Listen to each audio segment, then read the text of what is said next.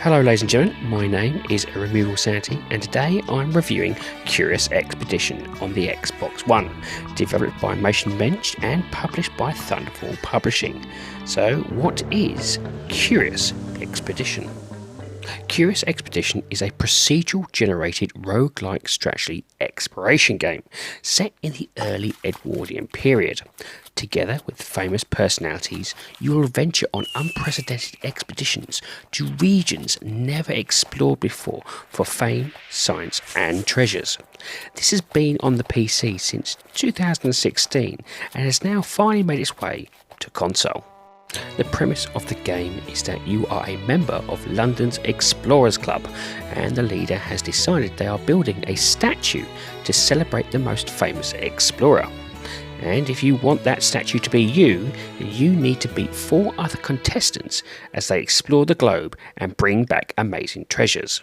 The goal of the game is to get the highest score of fame at the end of 6 expeditions.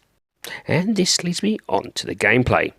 You start off choosing from a historical figure to take control on your journey, and while some like Charles Darwin make sense, other characters like H.P. Lovecraft or Rasputin seem a bit out there. Regardless, there is already a large selection of characters to choose from, and this is only half of what can be unlocked.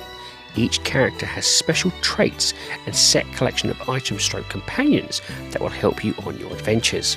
Some are more desirable than others, but each will provide a unique experience, whomever you choose. Once you have chosen, you get to see the other 4 characters you are up against before moving to the port to get ready to sail. Here you'll be given a side mission, should you wish to take, which if completed will be an extra source of income. Also here is where you can recruit companions, buy supplies and upgrade animals' carrying ability, if you have them.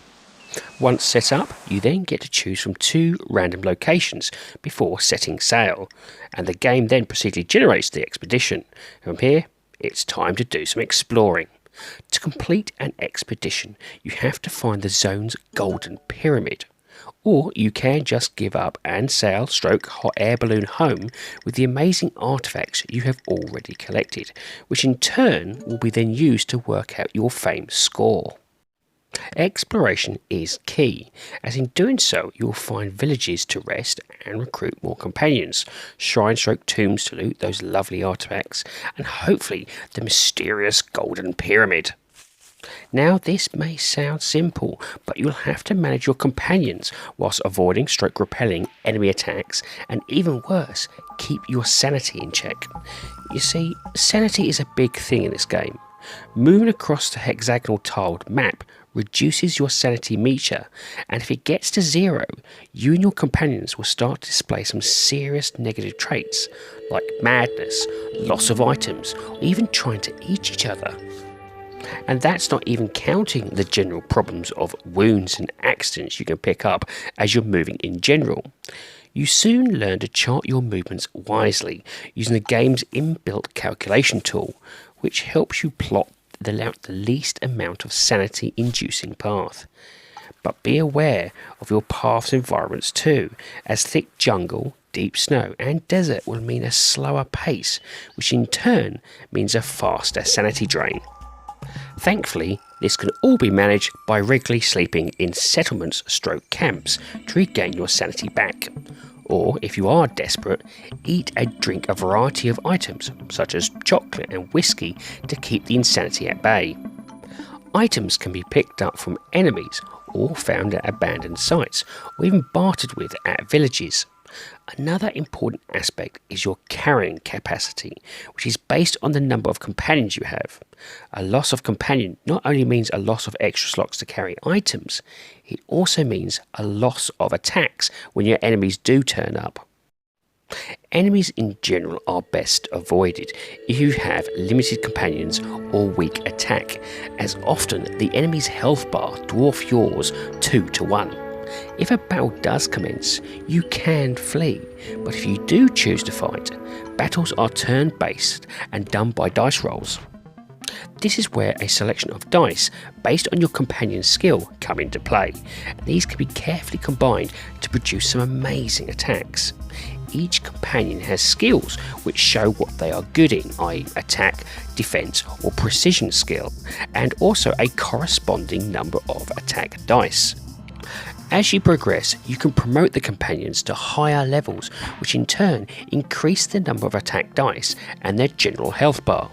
Now besides these, there are also traits like alcoholic, barter expert or hates natives, which as you can imagine can widely affect conversations throughout the expedition. When you do finally make your way to a shrine, temple or tomb, you'll be able to pick up valuable artifacts that are worth a ton of fame and will help push you ahead of your competitors.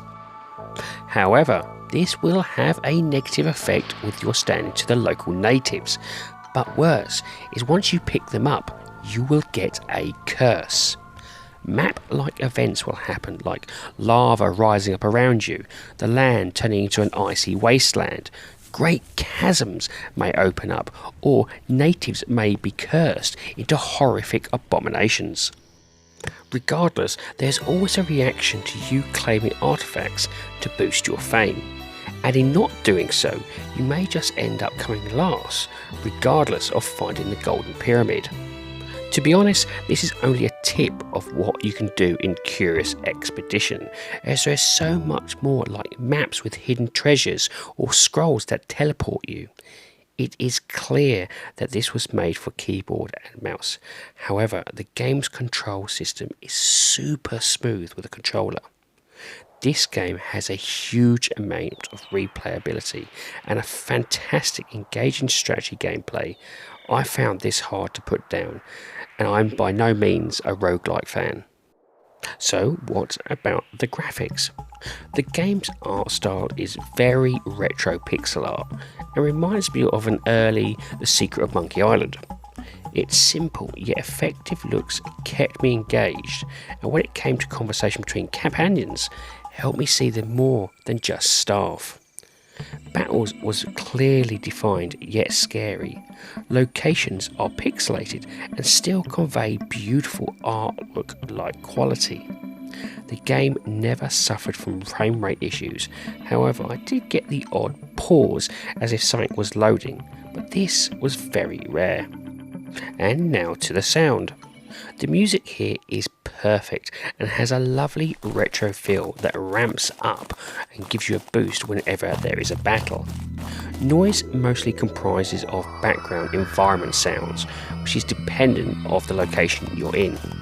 Now, the game doesn't come with any voice work, with the narrative being told by conversation boxes, and it's here the writing shines beyond what I could have hoped for.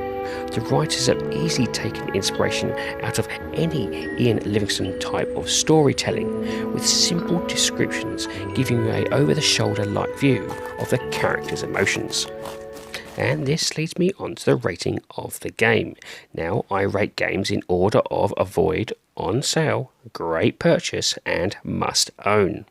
My rating for Curious Expedition is must own.